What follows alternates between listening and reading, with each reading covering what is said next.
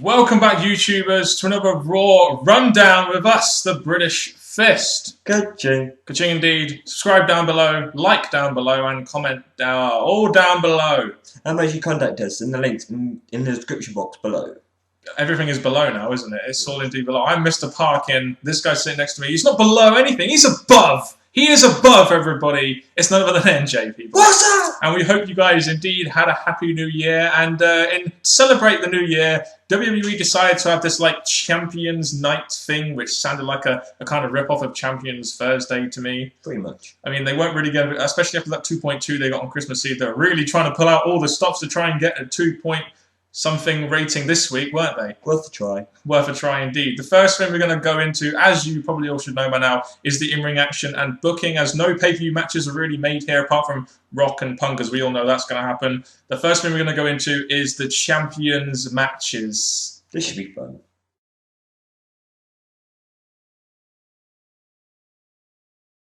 So the first match we had on this Champions Night thing, the first Champions match we should say, was Antonio Cesaro versus Sergeant Slaughter for the US Championship. Any immediate thoughts on this match? Well, when it comes to special like shows, they do use legends like Duggan or Slaughter to have a match or some kind of involvement. So for Slaughter to step in and pay Cesaro, it's a name, facing Cesaro.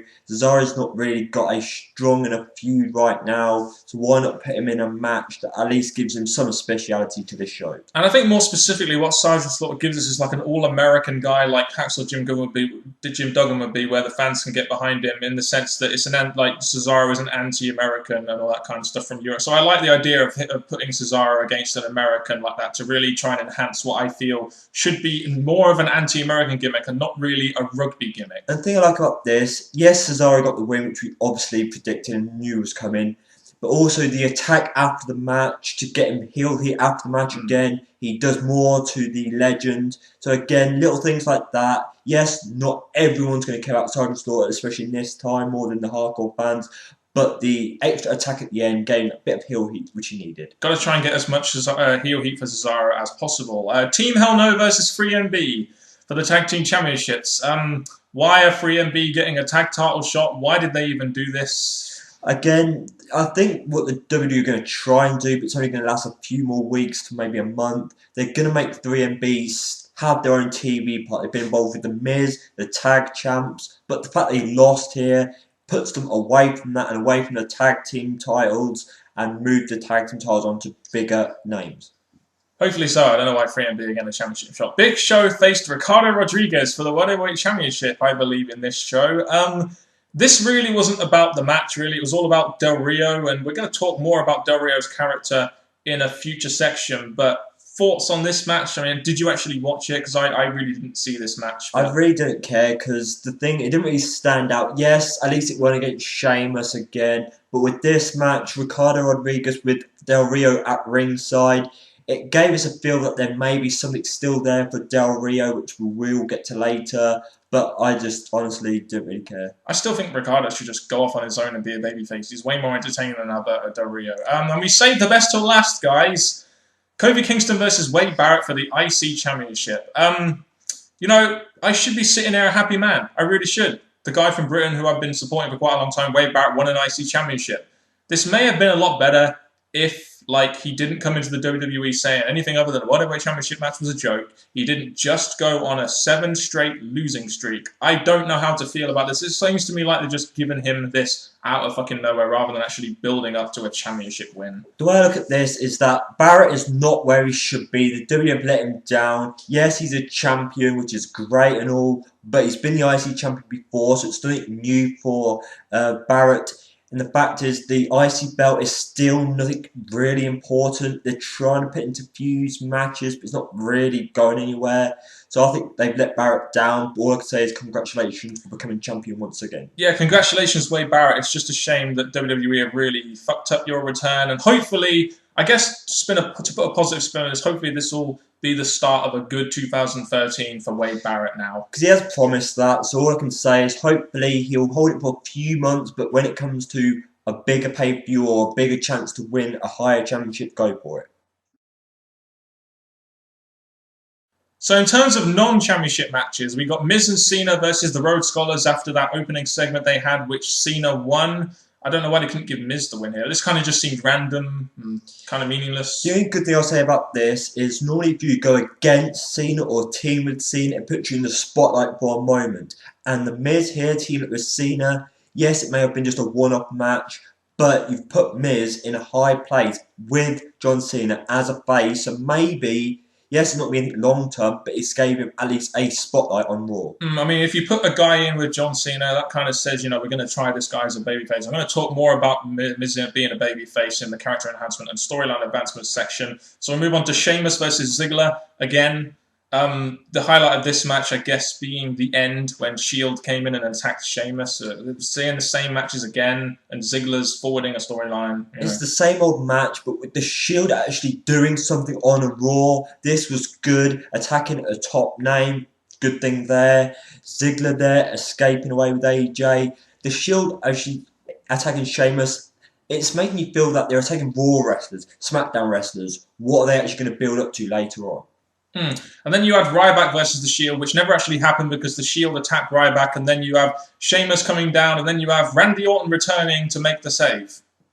With Orton being there, okay, he's going to come and obviously take the spotlight for his show. And The Shield doing all this attacking. I did enjoy this. They're still attacking big names. I'm still looking forward to seeing why he's attacking why The Shield are attacking all these different names. But it was an enjoyable part of Raw. It'll be interesting to see where they go with The Shield from now on. I guess we'll talk more about that in the storyline advancement of it, but interesting to see where they do go along. But The Shield are involved in 2 segments this week, and they've got Sheamus involved, they've got Orton involved. They're going after a lot of the big dogs now, which is good to see a young faction do, like, remember, the Nexus used to do.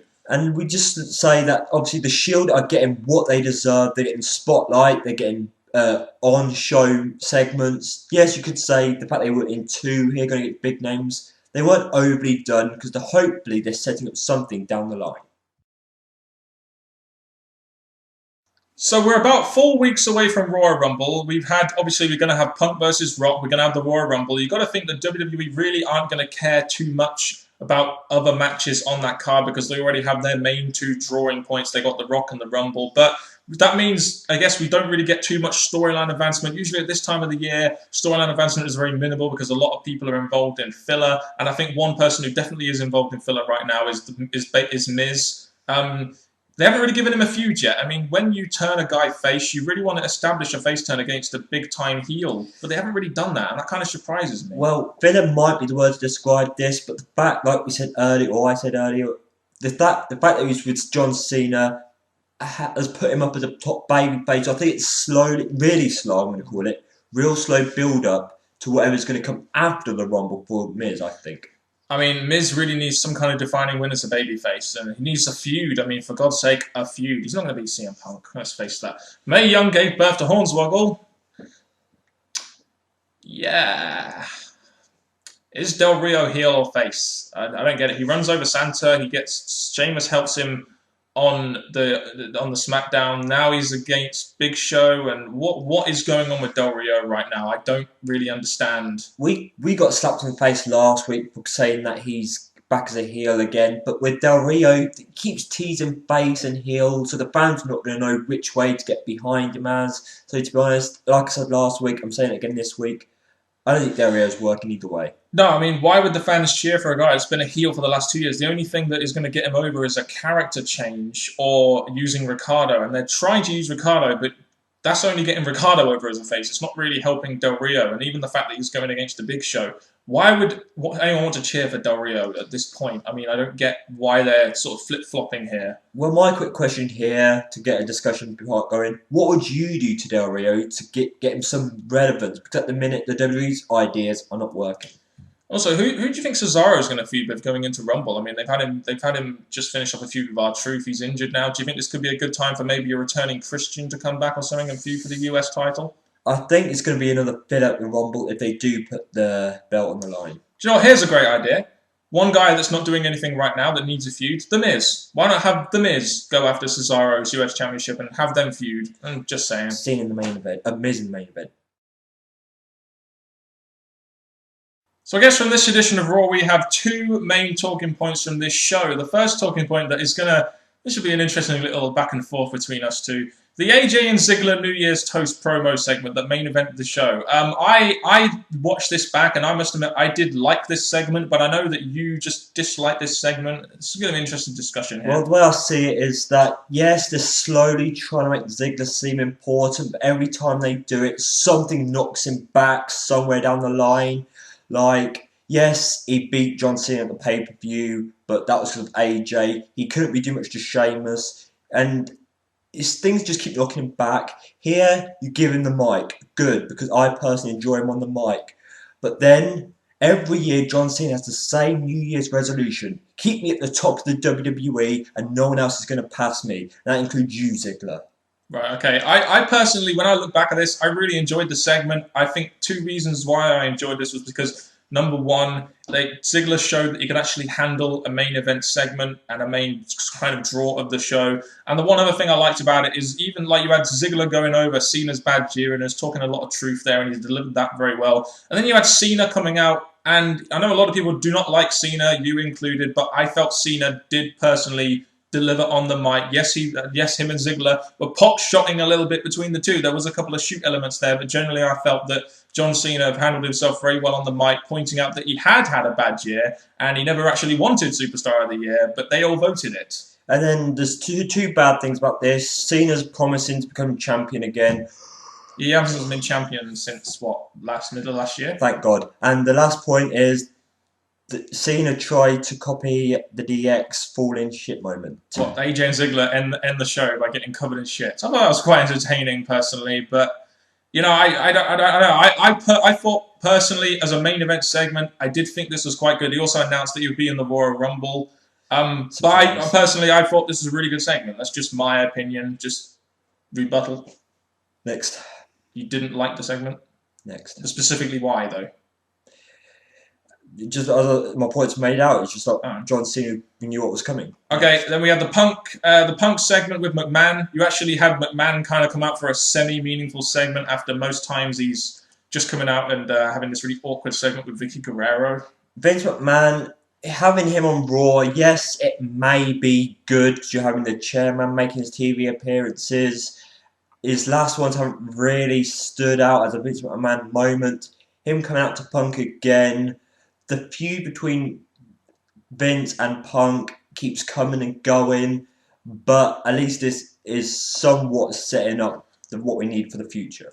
We get the news that CM Punk's injury will be assessed next week by WWE officials, not CM Punk's Chicago doctor, but WWE officials. And if he cannot compete, Ryback, instead of Punk, will face Heyman in a TLC match. And you'd have to think that it's going to be CM Punk versus Ryback next week. But something, and this is the thing that bugs me, something between Punk and Rock has to happen next week. Rock is going to be there. There's really been no build for that match yet. They've got to start doing something soon. I mean, come on. Because the thing is, unless the Shield get involved, that could be one way they're going to make Ryback not win the championship here. But the way I'd probably do it is have Rock's music hit, Punk goes out the ring, gets counted out or something. Because I don't think the Rock's going to go into the ring and cause a DQ because that'll make him seem like a heel. So the only thing I can think is a distraction somehow, and Ryback loses and Punk retains by countout. Either way, we'll have to see what happens next week. I wonder what's going to happen. I wonder if it's going to be Ryback and Heyman just because they want to protect Punk, or who really knows what's going to happen. But either way, we're going to have a TLC match next week with either Punk or Heyman and Ryback in it. So there we go.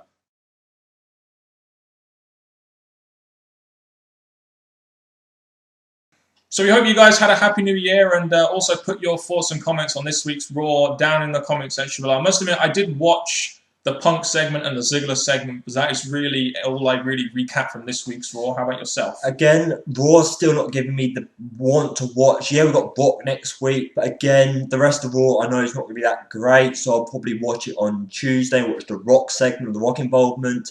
And what I'm going to say now is hope you've had a great New Year's Eve, New Year's Day. Please share your thoughts on Raw in the comment section below. And I've got Mr. Parkin and me and Jay saying hopefully you've had a good day and goodbye.